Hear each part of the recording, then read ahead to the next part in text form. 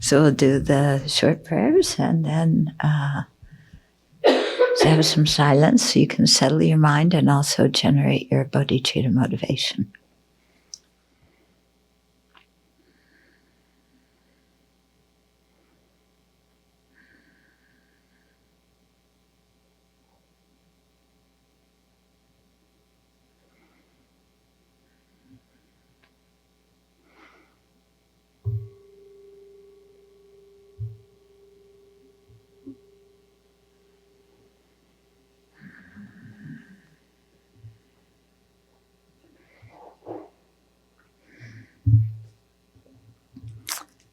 Okay, so there was one question from the morning.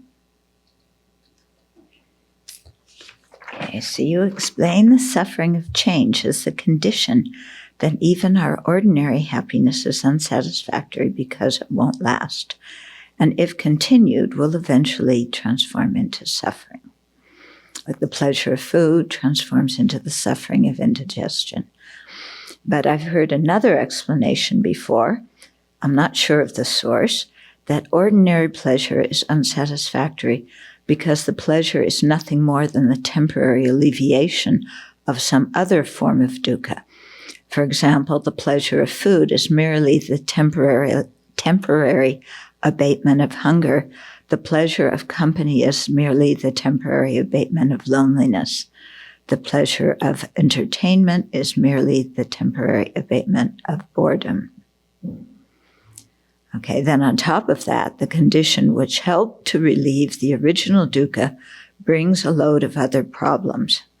Food brings indigestion, company brings relationship problems, entertainment brings brain rot.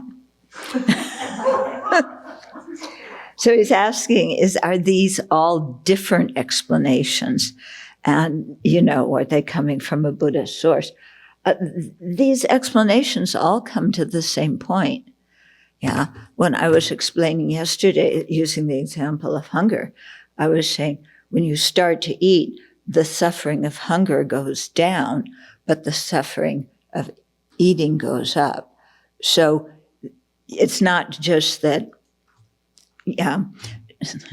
So hunger, eating, is the abatement of hunger, but then after a while you're too full, okay? And so what you did to solve your original problem becomes another problem that you have, okay?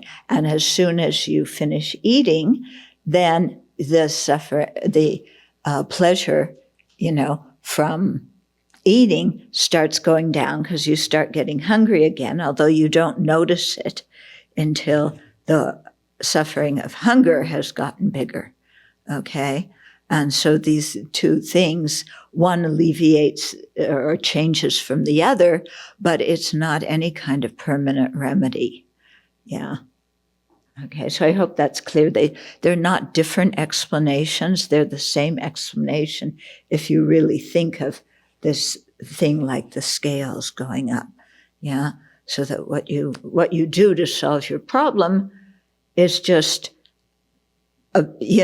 temporarily curing this, because the more you do this one, then the suffering of this becomes bigger. So then you stop eating, you don't eat for a while, and then as you do that, then the suffering of hunger gets bigger, and then you keep going back and forth. So what it's showing is that there's nothing that is real happiness, okay? That we are designating happiness on a temporary alleviation of pain.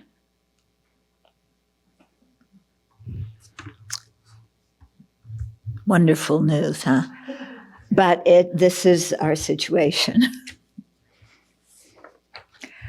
Okay, let's continue. So we're talking about the aggregates are unsatisfactory by nature because they are under the control of the afflictions and karma. So we're halfway down on page 22.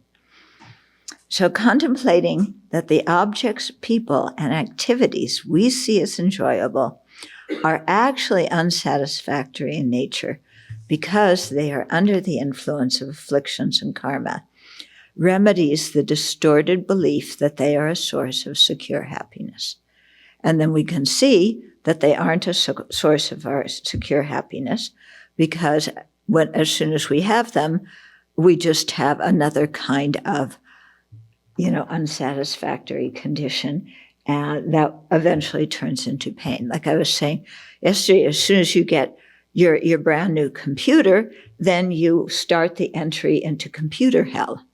And as soon as you get your new car, you start, your entry into car hell. Yeah. And we don't see that when we have something. We just think this thing is great and it will solve our previous problem without seeing that it's bringing a whole new set of things. Okay.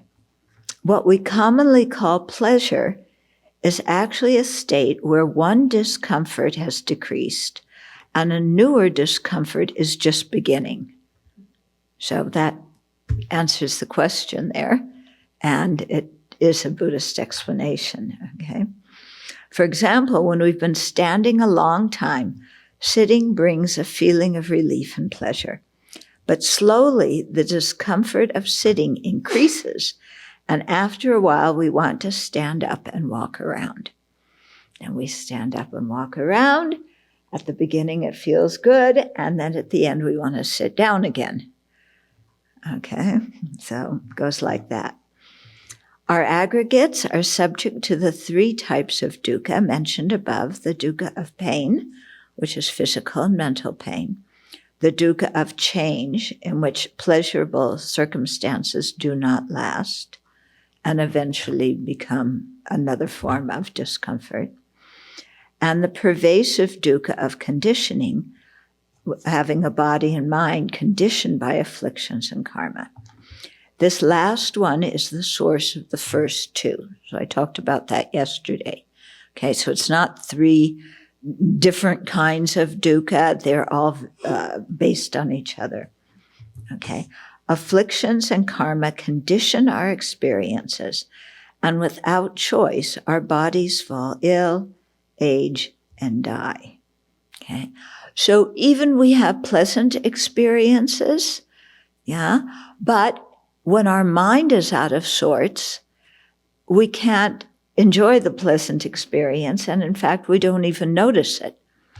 Okay? Have you ever been in a very beautiful, relaxing setting, but your mind has been overwhelmed by jealousy or anger or feeling like unappreciated and left out?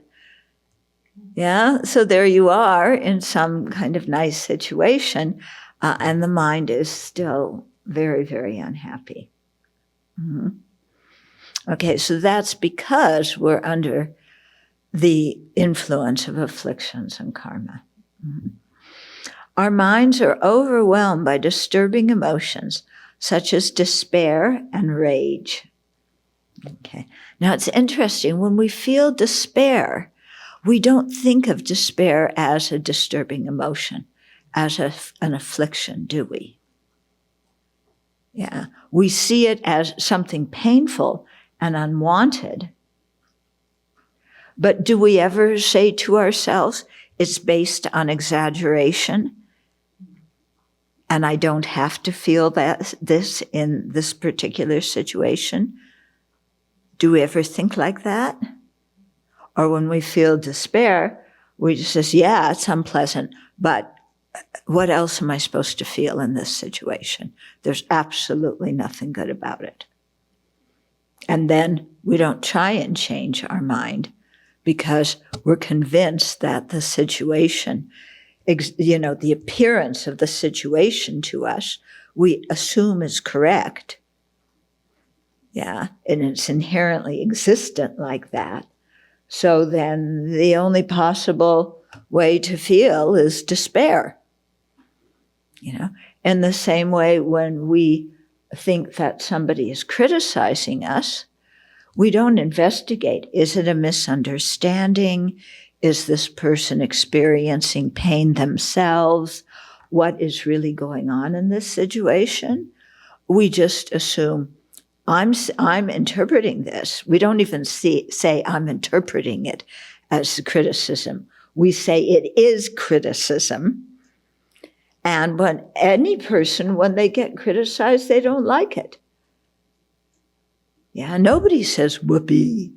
Well, the high bodhisattvas do, but, none of our friends do. So how is it possible to feel anything but upset when I'm criticized? Everybody feels this way. This is the only possible way to feel. So then we just, get upset and stay in our misery. Yeah? Until maybe we, either it fades away out of impermanence, or, we suddenly remember, oh, this is based on my interpretation of the events. The anger, the upset is coming from me. Yeah, it's not inherent in the situation. Because if it were, then even the bodhisattvas would get angry when they're criticized. But bodhisattvas go, this is great. These people they're helping me consume my negative karma. And anyway, when people criticize me, what they're really saying is, I'm unhappy. So I hear, that I did something wrong and I'm to blame. But actually, that person is saying, I'm unhappy.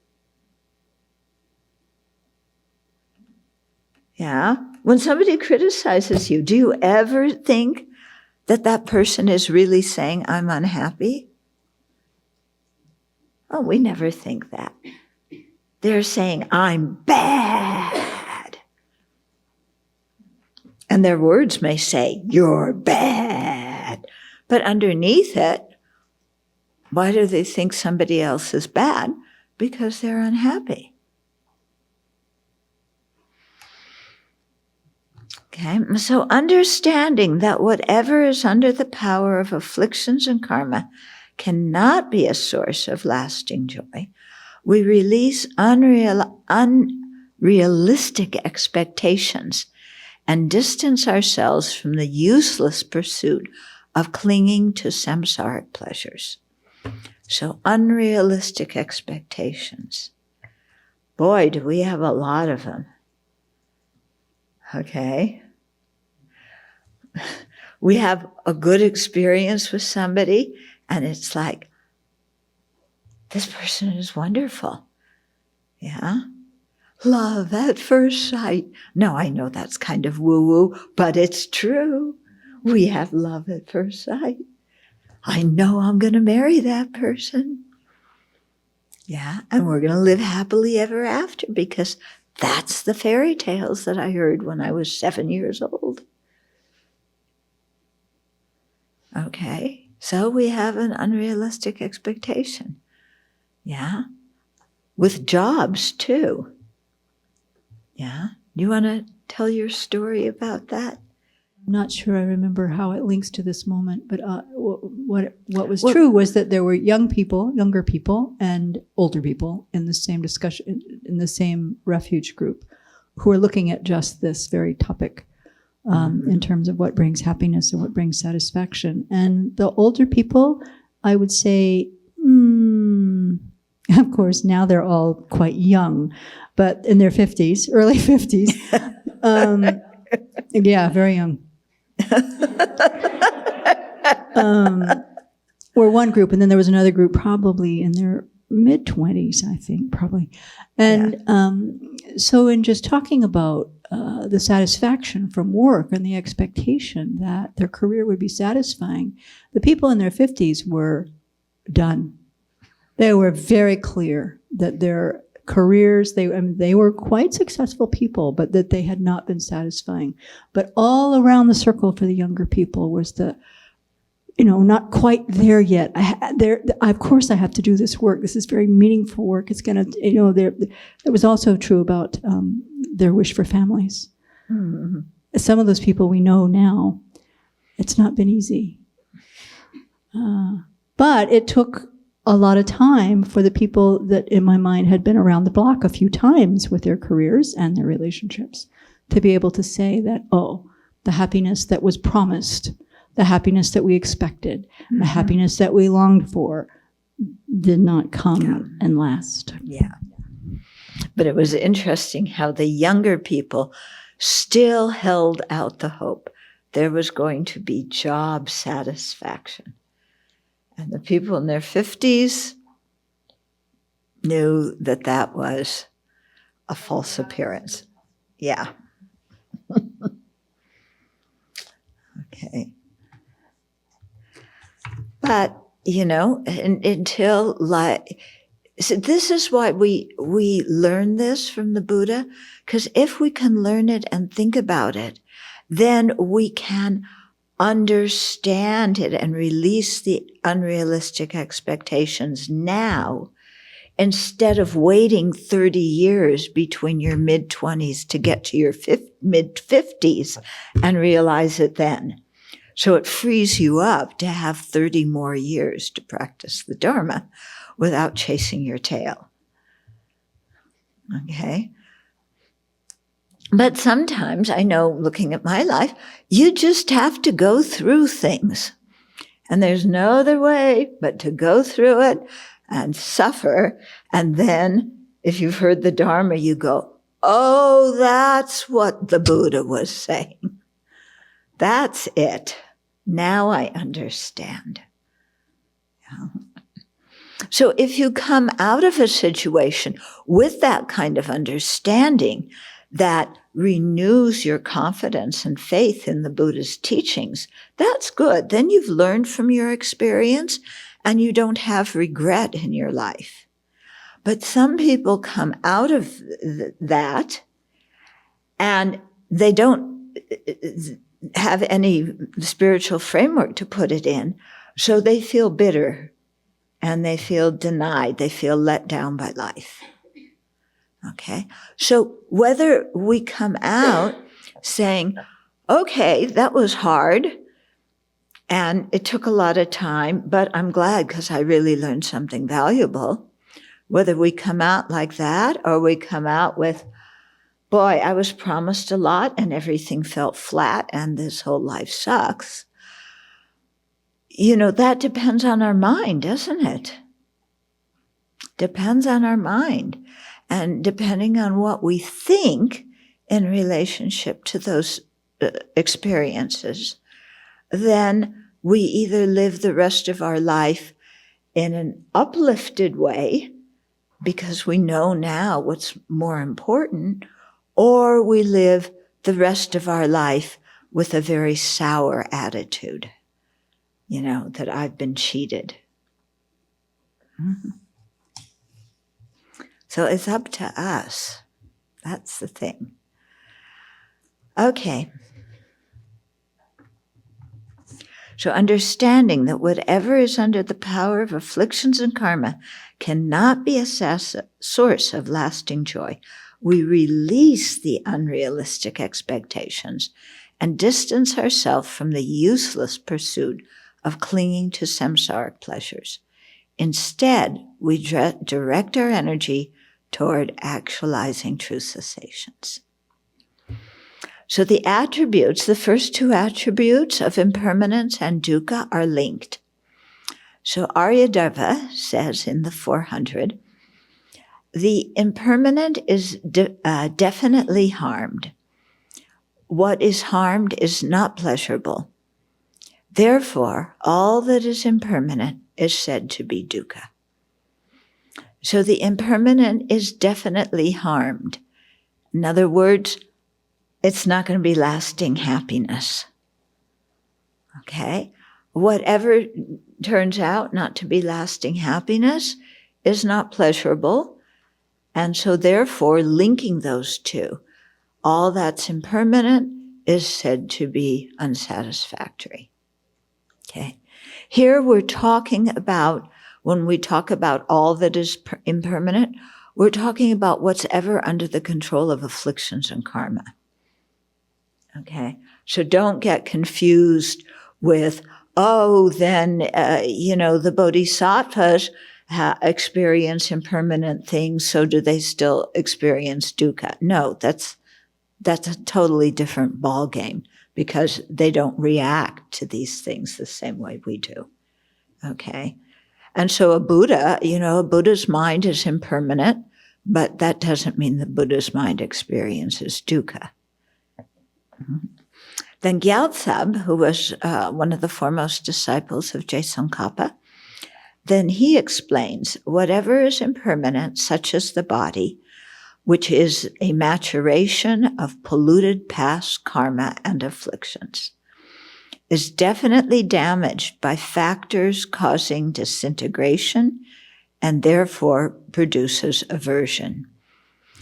Anything affected by causes of harm, whose character is to produce aversion, is not pleasurable.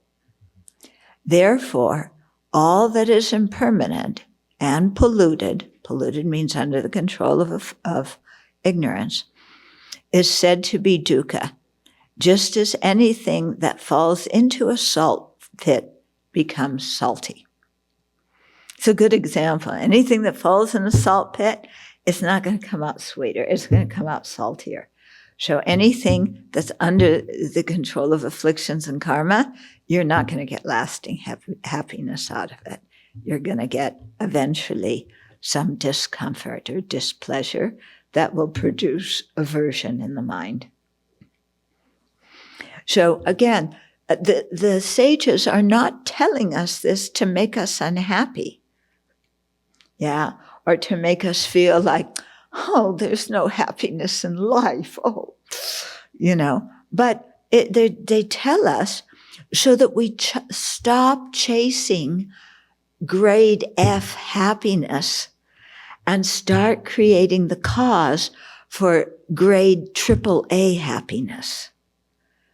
Okay, right now we cannot see grade F happiness as disadvantageous. So we chase it. What they're doing in saying this is saying, no, there's some better kind of happiness that comes from stopping the craving, from stopping the attachment, from stopping the feelings of being offended and angry. Okay. So impermanent and polluted things, such as our bodies, are under the influence of afflictions and karma that cause them to disintegrate. An aged or dead body is considered undesirable and unclean, just as beautiful flowers are ugly when they decay and rot.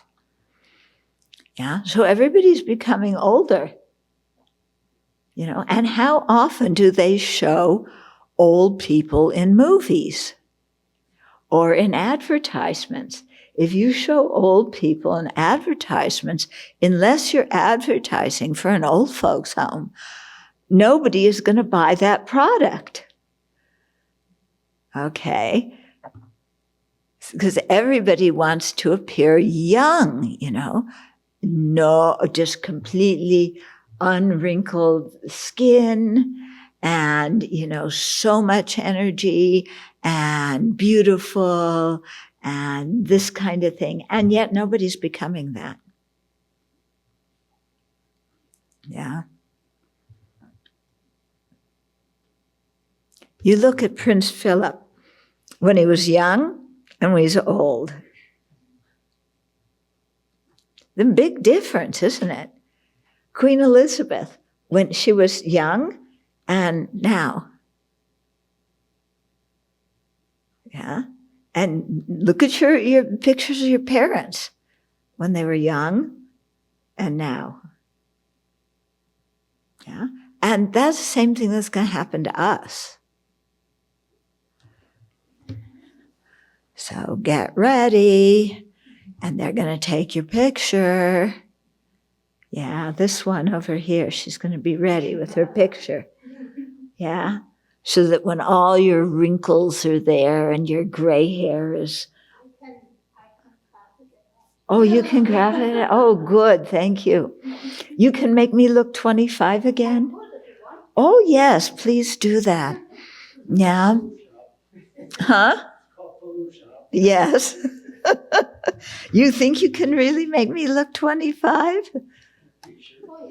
Oh, yeah. Okay, I want to see that.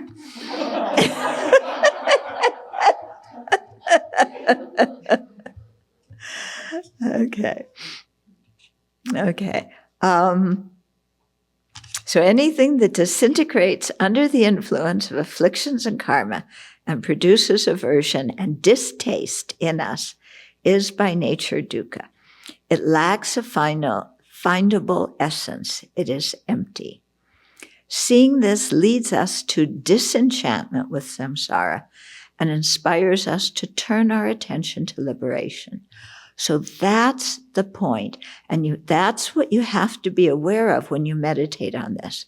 If you don't come up with that conclusion, then your way of approaching the subject is incorrect.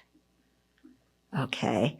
And if you come out of that meditation just saying, well, there's no hope, I'm never going to look 25 again, even with Photoshop.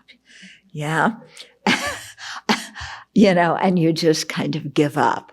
So if you come out with that conclusion, then you say, is that, did I need to learn the Dharma in order to feel depressed over aging?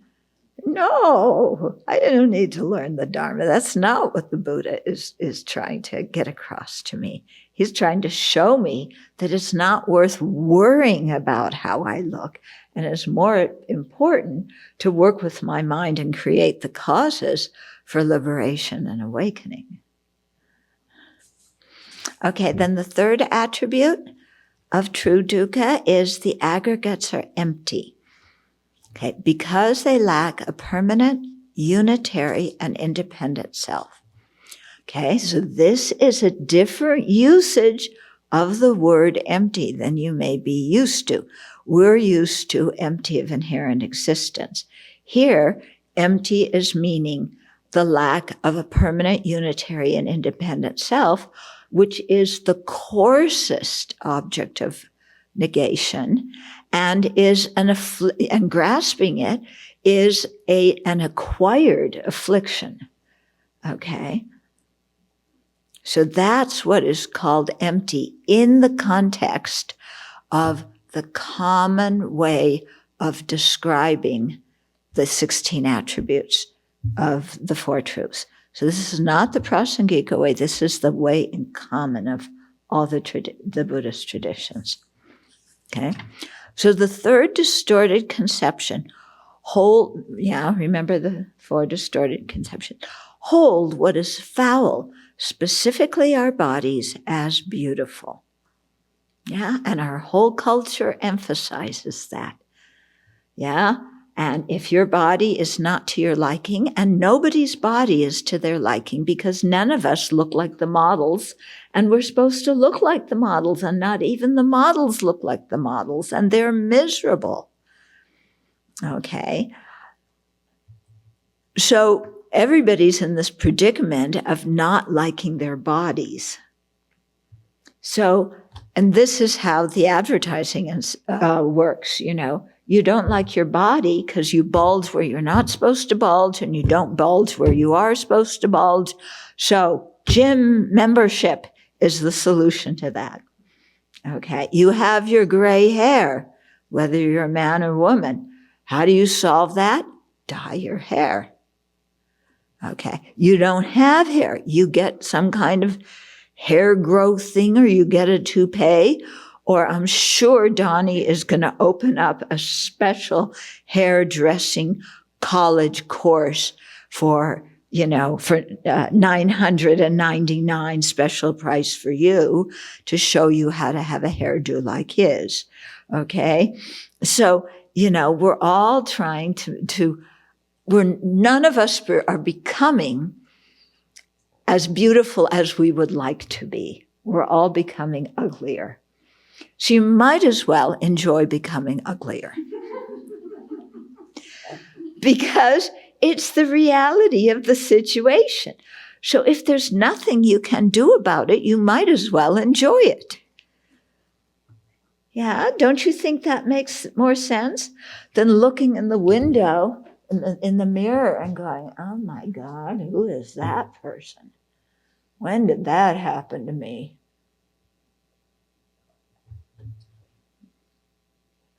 Yeah?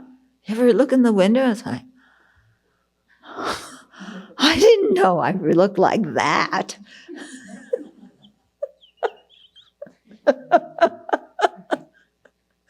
Yeah.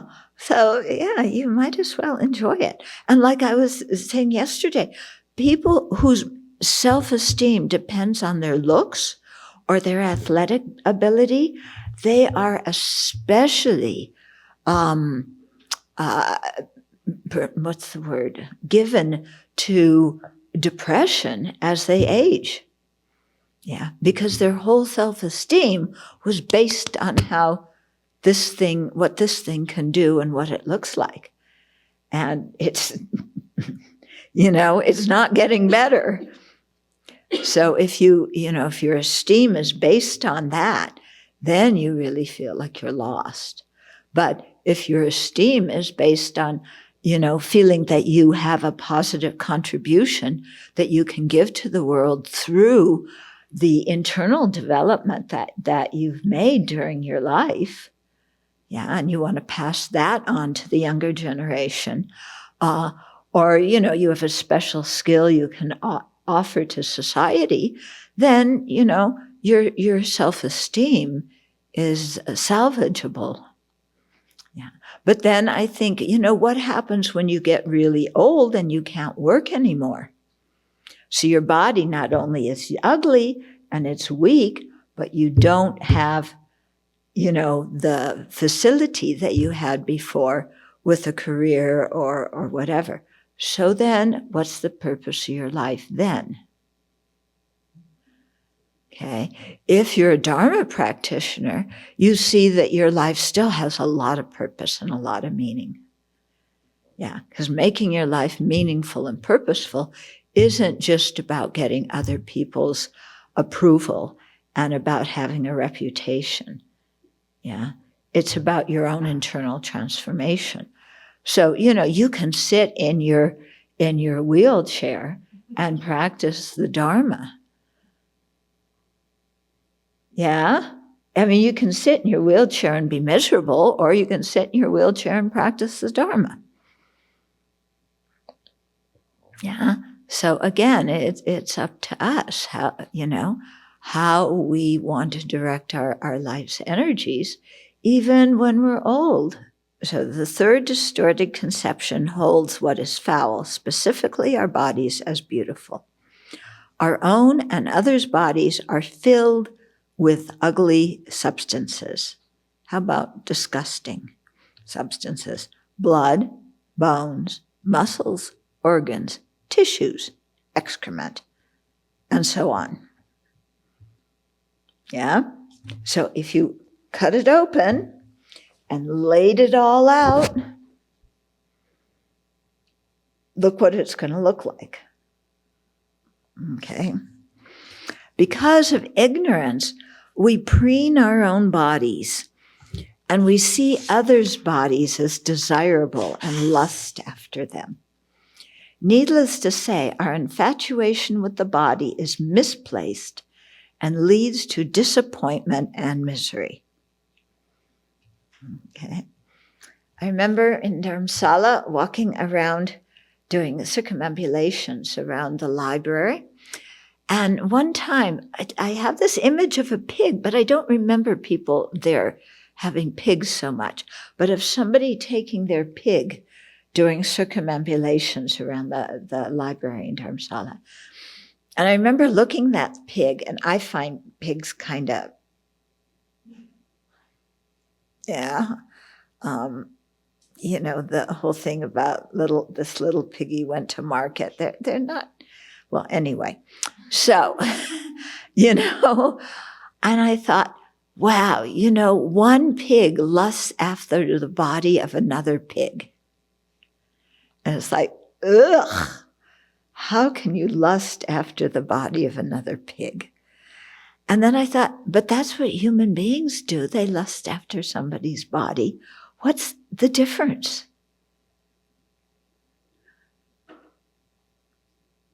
So ponder that one for a while. Well, the human body, their eyes are like diamonds, their teeth are like pearls. Well, that's how one pig looks at the other pig, too. Yeah. Do you look at it, pork chops or bacon and say your eyes are like diamonds, your teeth are like pearls? It's the same thing. What are we lusting after? Okay, but we easily forget this. Oh, so I do have something that I forgot to tell you about that because yesterday. So yesterday I was telling you how I went to this one Dharma center, and they asked me to teach about this, the Four Truths, and I did, and how they really did not like hearing about the body as foul. Okay, so some people have this was like the whole room. It's like, what are you talking about? But our body is useful for the Dharma, and and we're attractive so that we can have babies, and babies is, bring delight to your life, and all these reasons. Okay, so I don't know if it's just in the West or if it's in all cultures, but there's a dislike of looking at what the body actually is. So I remembered last night after I was telling you that story that some years ago, His Holiness was teaching in Arizona, and they asked him to teach Chapter 8 of Shantideva's text, Guide to a Bodhisattva's Way of Life. Chapter 8 is the chapter about meditation. So the latter part of the chapter talks about equalizing and exchanging self with others. The first part of the chapter talks about creating a good circumstance so that you can live alone and meditate and develop samadhi and serenity. And one of the biggest hindrances to, meditating, especially, developing deep concentration, is that we're attracted to other people's bodies, because the sexual desire is one of the strongest attachments we have as human beings. So the whole first part of Chapter 8, Shantideva goes into this thing of incredible detail. We'll get to it on our Thursday morning teachings, talking about what the body is and all the useless things people do to get in a relationship so that they can touch somebody else's body. Okay. And he goes on and on and on about this. Okay. Shantideva does not let up. So the organizers had asked His Holiness to teach Chapter 8, but they asked him, don't teach the beginning part. When I heard that, I was flabbergasted. How can you ask His Holiness not to teach something if he feels it's the right thing to teach? And especially Shantideva, this incredible sage whose book is over the top. How can you say, don't teach that because the audience may not like it? But I heard they made that request to His Holiness. His Holiness taught the whole chapter. Yeah. He went through the whole thing. Yeah. Why? Because if you don't hear all of the teachings, then you're not going to have, and you just hear the teachings of the topics you like, you're not going to have the preparation in your mind to properly understand or to realize the topics that you like. Yeah.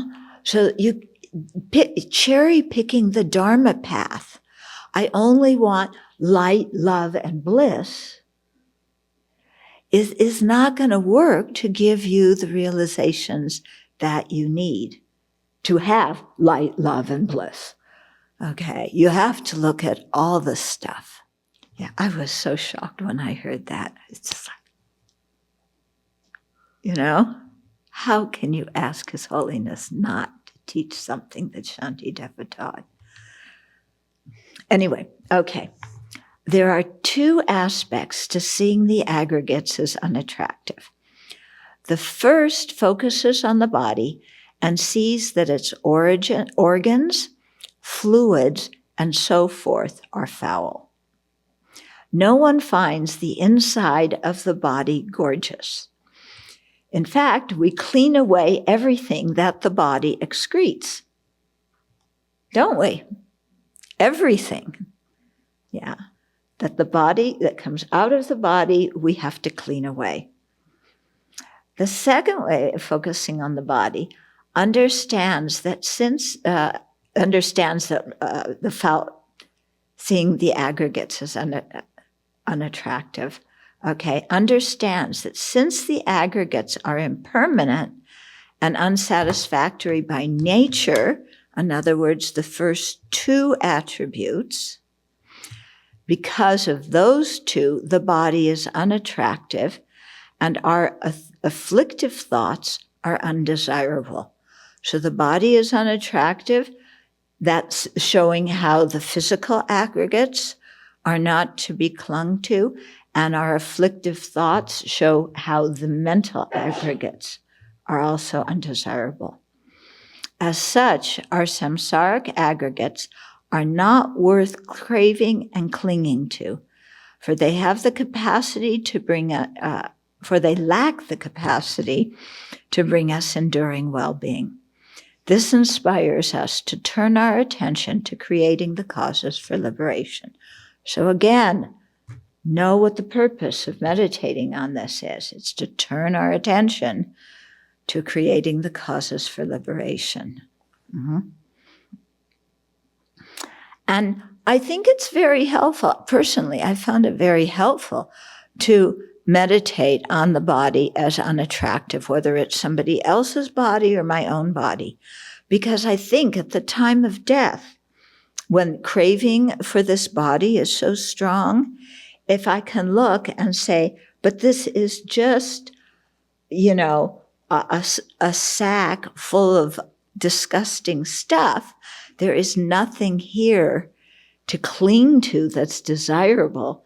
There's nothing about it that is I or mine, then, and if I can remember that at the time of death, because if I habituate myself with that while I'm alive, then it will become much easier to let go. Yeah, because I won't see the body as something worth clinging to. Mm-hmm. And maybe I won't see it taking another kind of body like this as desirable either. And then hopefully I'll think of Amitabha, or I'll think of Nagarjuna and Sukhavati, instead of, I want a body because my body gives me identity. I exist if I have a body, instead of falling prey to that kind of mind at the time of death. Okay, so how do the aggregates being empty counteract that distortion of seeing what is foul as attractive? There's two different positions about how you counteract the distorted conception that the aggregates are beautiful. So some people say it's by seeing that there's no permanent, unitary, independent person. And you don't understand how that works, but that's to come. Other people say, actually, you overcome that by meditating on the same antidote, on things being dukkha by nature, which is the same antidote for overcoming seeing what is pleasant, what is unpleasant, and what is painful as being pleasant and happiness. Okay? Because when you look at the four, impermanence counteracts seeing things as permanent, that distortion. Yeah? Seeing things as dukkha by nature overcomes seeing what is unsatisfactory by nature as pleasurable. Some people say, in addition, that one of dukkha also overcomes seeing what is foul as beautiful, because instead you come to see it as in the nature of dukkha. Other people say you overcome seeing what is foul as beautiful by understanding empty, which is there is no permanent, unitary, independent person. Okay, so there's two different ideas about what opposes that misconception. Okay, so let's go back to the aggregates being empty refutes the permanent, unitary, independent self, or Atman, conceived by the non-Buddhists. Permanent here means the self is eternal and does not change from one life to the next. So there's a permanent essence, there's a permanent soul, that just goes from one life to the next, never changes. And this is the essence of the person. Unitary means not made of parts. It's just one thing. But actually, how can you have something that's not made of parts? Everything has parts. And independent in this context means not depending on causes and conditions. Okay? So, because a soul doesn't depend on causes and conditions, it's permanent, and it doesn't change from one life to the next, from one moment to the next. Causes, conditions, whatever you experience in your life does not change your soul. Okay, so such a self or soul has a nature that is entirely different from that of the aggregates. It is forever unchanged, monolithic, all-pervasive, and completely separated from conditioned phenomena. The aggregates, in contrast, change, consist of parts, and are influenced by causes and conditions. So the aggregates cannot possibly be such a self. Okay?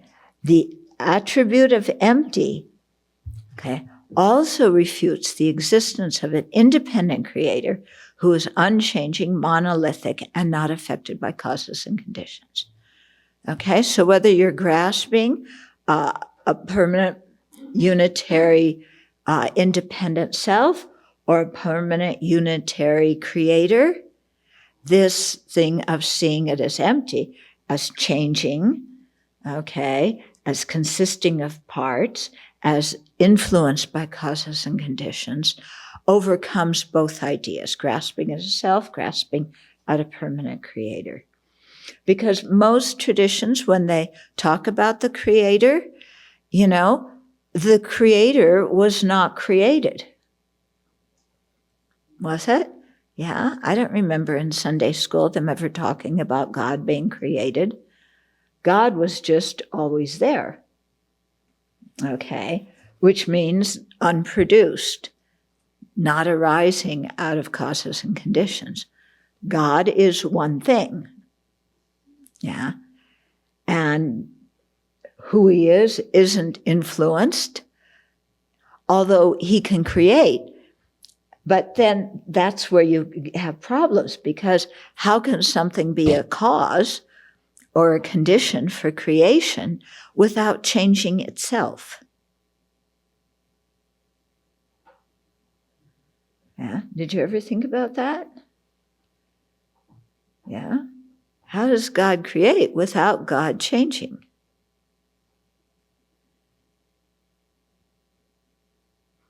And how did God come into existence without depending on some kind of causes? Okay, so you can see that that same refutation works for the soul and for the idea of a permanent creator. So how does the third attribute, empty, counteract the notion of the body as attractive? Okay, so our mistaken belief that the foul body is attractive and pure involves holding the person and the aggregates to be separate when in fact they are the same nature. So the person and the aggregates are different, but they are not different natures. They are not different entities. Okay? So they're the same nature, which means that if one is there, the other one's going to be there too. Okay? So during the Buddha's time, so here's the historical background, why this one counteracts seeing the body as pure. During the Buddha's time, people adhered strongly to the caste system, and the Brahmins prided themselves on being pure because they were born from Brahma's mouth, while those of lower caste were born from the lower parts of Brahma's body, and thus were considered impure. But Brahma is pure, but still the lower parts of his body were impure. But being born from his mouth, somehow the mouth is pure. Don't ask me questions about that one, please. Okay.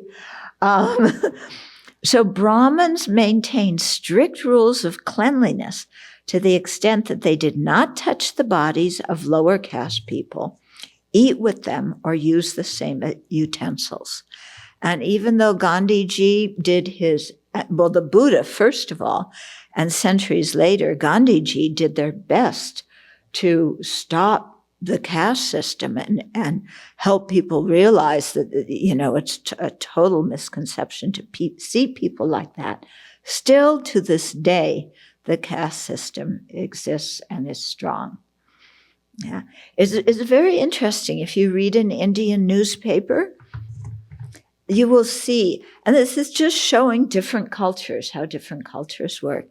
You will see in the advertising departments announcements about, attractive boy, age 27, Brahmin caste, has, MS degree in electrical engineering, wants to marry a Brahmin girl who is this tall and also has this kind of education. You will see those kind of ads, and with the parents seeking appropriate spouses for their kids, and many, many of them mention the caste. Yeah, it's alive and well. This is one reason why Dr. Ambedkar became a Buddhist. He was an Indian in the Indian government. He was in the untouchable caste. He became a Buddhist, and then he helped thousands upon thousands of untouchables convert to Buddhism because Buddhism doesn't believe in the caste system. So it gave the people some kind of freedom from that. So it's not that all the Dalits converted, but many of them did in, a particular state or province in India. Okay. The Buddha opposed the caste system and the notion of a quote, quote, pure self that was its basis, by teaching that there is no pure, eternal, monolithic self that is separate from the aggregates. He pointed out that all samsaric bodies, no matter what caste people belong to, are unattractive and impure. So the Buddha, by refuting the whole idea of, a self that is unchanging and eternal, that is monolithic, that doesn't depend on causes and conditions, that, was pure from the beginning. What he's showing is that all the aggregates, no matter whose they are impure. So no matter whether you're a Brahmin or you're a Dalit, the body is foul. Okay, so that's how seeing this attribute of empty overcomes seeing what is impure as pure. Okay. So although the Prasangikas agree with the above, their unique viewpoint of the third attribute is expressed in the following syllogism. The aggregates are empty because of arising dependently. Okay, so that's how they would define this attribute. How the syllogism we had initially, the aggregates are empty because they lack a permanent unitary and independent self. So this one is are empty because they lack because they arise dependently. Okay, and so that syllogism can be used to overcome the grasping at inherent existence. Okay, so this syllogism expresses the emptiness of inherent existence of phenomena. If the subject were the person, it would express the emptiness of the person. The reason, dependent arising, proves the emptiness of both the person and the aggregates, because in both cases, inherent existence is being negated. The reason in this syllogism could also be, the aggregates are empty because of depending on causes and conditions, or because they depend on parts. Okay, so when we talk about dependent arising, there's different levels of it, one being causes and conditions, one being parts, and the deepest or the most subtle level being dependent on a term and concept. So the selflessness talked about here, it pertains to a person. It's not the selflessness of phenomena. When it says aggregates are empty, they lack a permanent unitary. No, it's still seen as the selflessness of person, because you're saying the aggregates are not the person. Mm-hmm. Yeah, so that's describing what is called not self. Okay, you're looking for who the person is, and you see that the aggregates are not the person. Mm-hmm. So it's the selflessness of person. Good question. Yeah. I see that the word pure comes up a lot in different contexts, and I find that I struggle to actually understand what it means. Mm-hmm. With regarding the mind, I can see, okay, that's usually referring to not having the afflictions in the nature of the mind. Mm-hmm. I'm not sure I understand what pure versus impure regarding the body actually means here. I'm wondering if you could maybe provide a definition. Okay. Well, impure, one way is that it is foul. If you cut it open, it is, here in that context, pure means totally clean, totally attractive. Okay? Whereas the body is unclean, basically, and not so attractive when we open it up or when we age. In some contexts, like when we chant the Sutra of the Wisdom Going Beyond, like we did today, there pure means empty. It means pure of inherent existence. So there's, different meanings for the word pure. Refuting the Creator God story, how do you refute the notion or the proposition that God is beginningless, just like we are? That God is changing, an impermanent phenomenon, that exists beginninglessly, just like every sentient being does. But that isn't how people speak of God. No, but if people Yeah. who are kind of justifying their belief in God and they get challenged with something like this, I mean, it's a reasonable place to go. Oh, yeah, but if you're asserting that God is unchanging and somebody shows you something about, you're asserting one characteristic of God and somebody shows you something that contradicts that characteristic, then your whole notion falls apart. But that's a place you could go.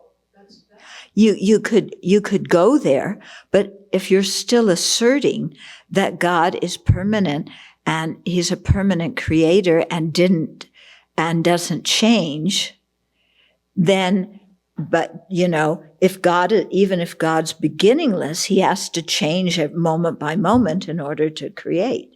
So the argument still falls apart.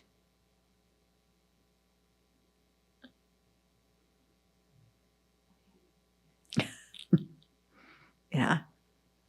This is, when we look at Dharmakirti, when he's going through things, you see how somebody will assert something and he will disprove one attribute of what they're asserting.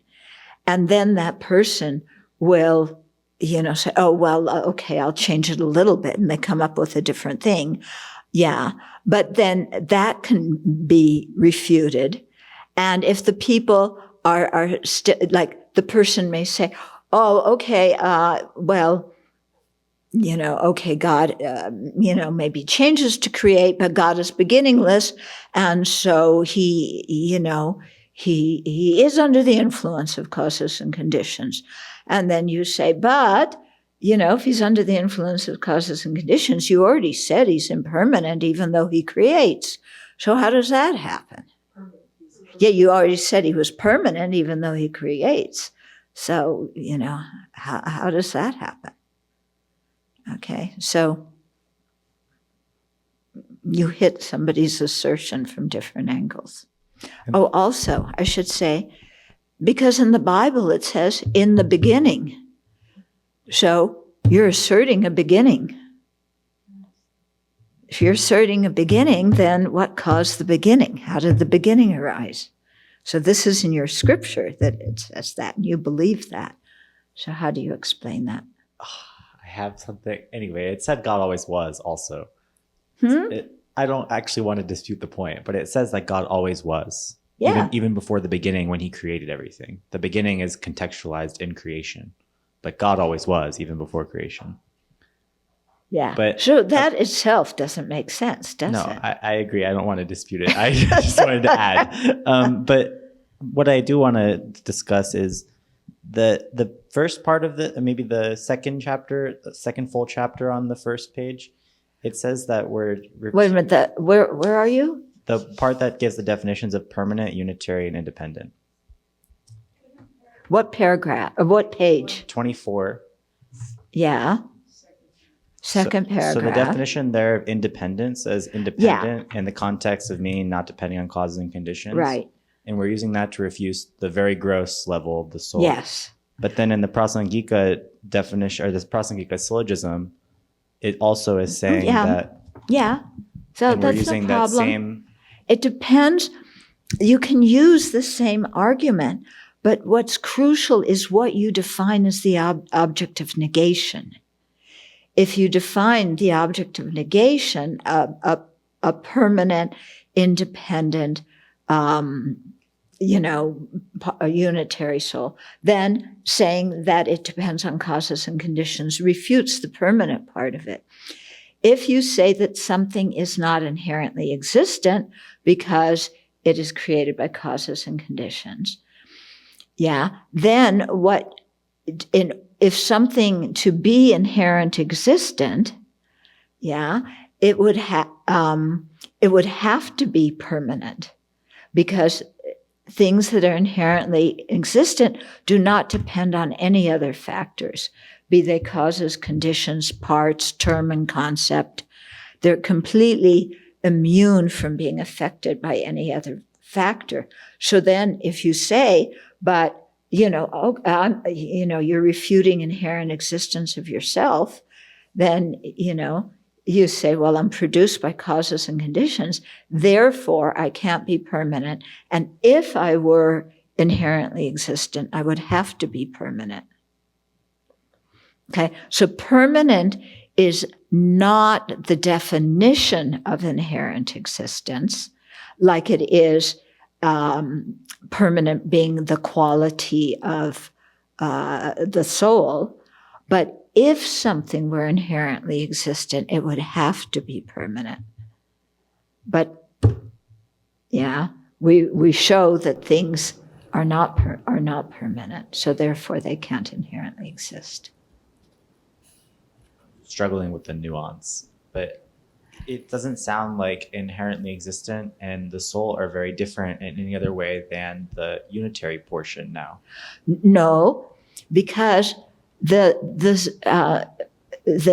Prasangika view, the inherently existent one, exists without being conceived and given a name. So totally independent of the mind that conceives and designates it with a name. Okay? So anything that is independent like that has to have some kind of essence that is it, that does not depend on anybody conceiving of it and giving it a name. So this would be a thermos without the existence of human beings.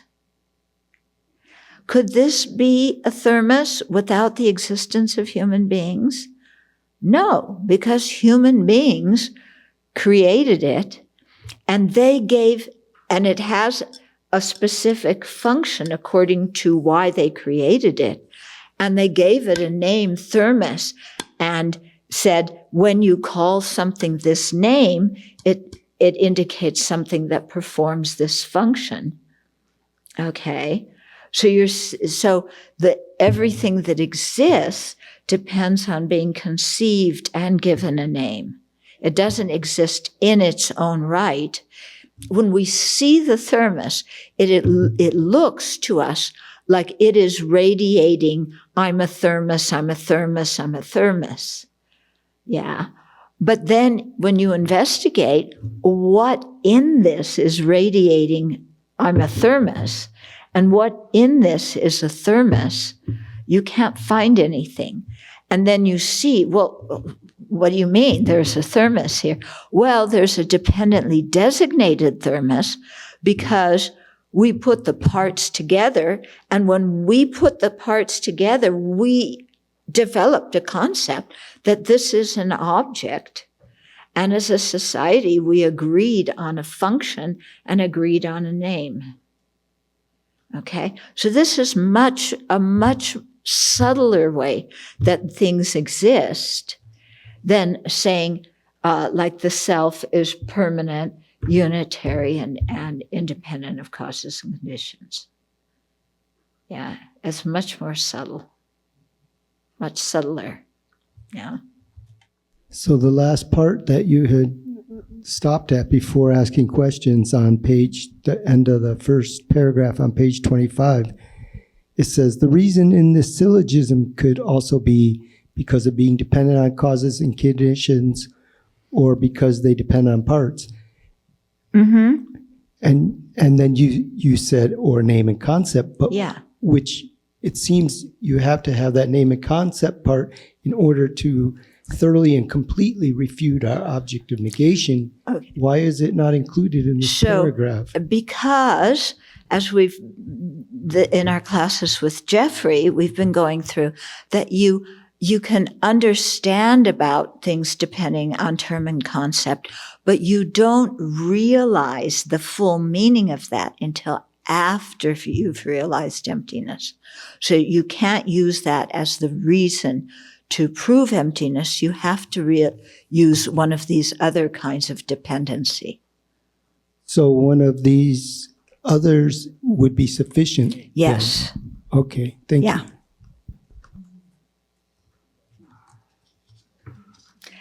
Yeah, you're not going to understand everything at the beginning. It's okay. Yeah. If I remember, I think Insight into Emptiness has a chart that compares these different types of person that you can look at. Yes. Someone asked, what if someone says that God is unchanging to mean that his or her wisdom and compassion is constant, in the same way that the Buddha's wisdom and compassion is constant? Yeah, but we don't say that Buddha's compassion is unchanging.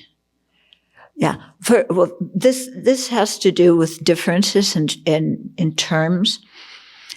In English, when we in Buddhism, when we say changing, yeah, it means different than eternal. Okay, so Buddha's compassion is eternal. He doesn't lose it, but his compassion changes moment by moment by moment, because one moment he has compassion for this one and another moment for this one and so on. Okay? So don't confuse unchanging and permanent with eternal. They're different. Okay. Okay. So the aggregates are selfless. Let's see how far we get with this one.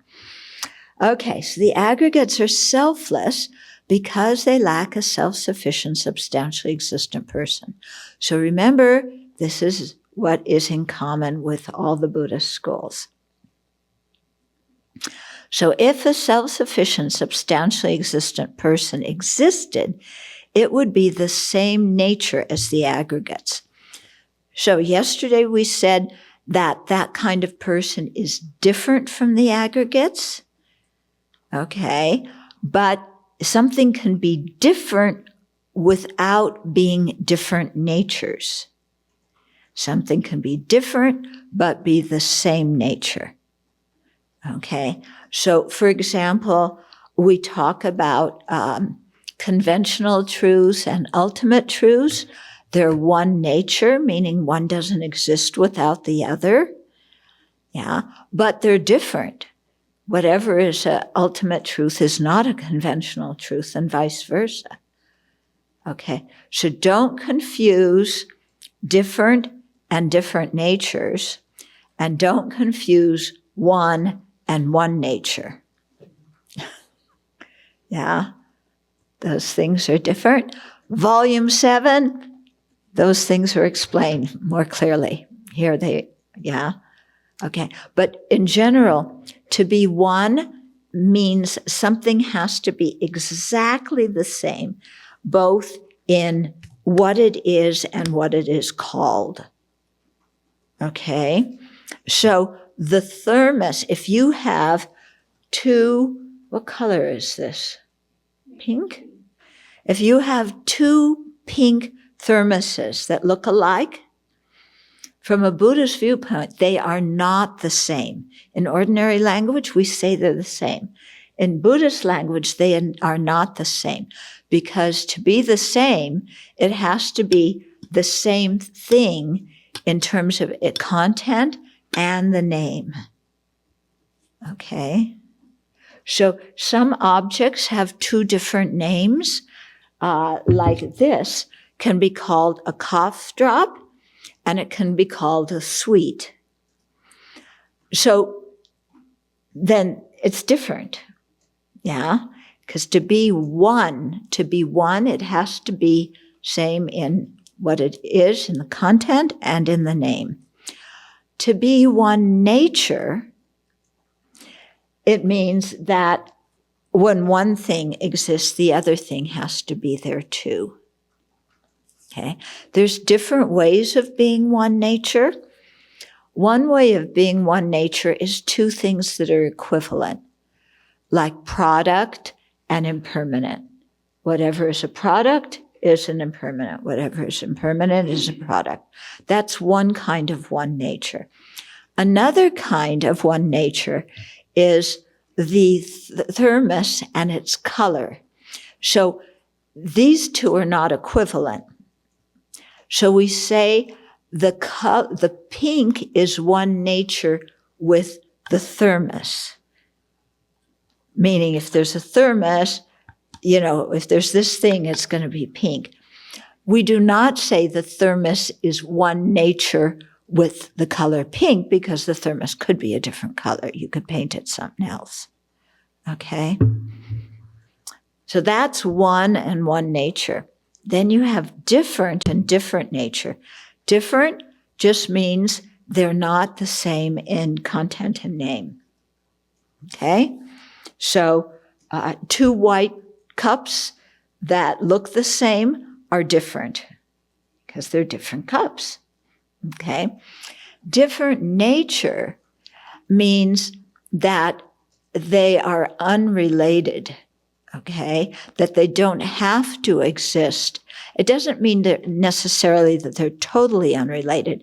It means that they don't have to exist at the same time. Okay? So a cause and its effect are different natures. The cause, the seed exists before the sprout. Yeah. So they're different natures, but they are related because they're cause and effect with each other. Okay. Okay. So it takes a while to understand this, yeah? Okay. So if a self-sufficient, substantially existent person existed, it would be the same nature as the aggregates. When we say I, or my body and mind, we have the impression that there is a self who is the owner and controller of the body and mind. Okay. This I instructs the mind to think and the body to move. Whereas we usually identify a person by seeing his body, hearing her voice, or thinking of her mind, a self-sufficient, substantially existent person could be identified without cognizing any of the aggregates. Okay? So the fourth attribute negates the existence of such a self. Okay, according to the Prasangika's unique view, a self-sufficient, substantially existent self is a coarse object of negation, one that can be refuted by a conventional, reliable cognizer. You don't even need to do ultimate analysis to discover the lack of a self-sufficient, substantially existent person. You do need ultimate analysis to realize the emptiness of inherent existence. The Prasangikas assert that the fourth distorted conception is grasping all phenomena whatsoever as inherently existent, meaning they have their own intrinsic essence and exist under their own power, independent of all other factors. So they exist from their own side. They are self-instituting. Yeah. For Prasangikas, emptiness and selflessness come to the same point, and they assert emptiness and selflessness for both the persons and aggregates. The ignorance that grasps inherent existence is a big troublemaker. Based on it, we incorrectly consider ourselves to be self-enclosed entities, become attached to our individual well-being, and see everything in relationship to ourselves. Grasping inherent existence stimulates distorted conceptualization, which projects attractiveness and ugliness on people and things that don't have them. As a result, we become indignant when criticized and arrogant when praised. Okay. This leads to manipulative behavior, personal anguish, social discord, and vicious wars. It is important to understand this by examining our own experiences. Okay. So because all phenomena are baseless, they lack an inherent nature, it is possible for the wisdom realizing the emptiness of inherent existence to overcome and dispel self-grasping ignorance, which holds phenomena to exist inherently. Okay, so the realization of emptiness is in direct contradiction to the grasping at inherent existence. Seeing with wisdom that all persons and phenomena are selfless, that they lack inherent existence, is the path freeing us from samsara. Okay. So we'll stop here for today. You might take a look at the chart on page 27, that shows the distorted conceptions and then the attributes of true dukkha that contradict or that overcome those distorted conceptions.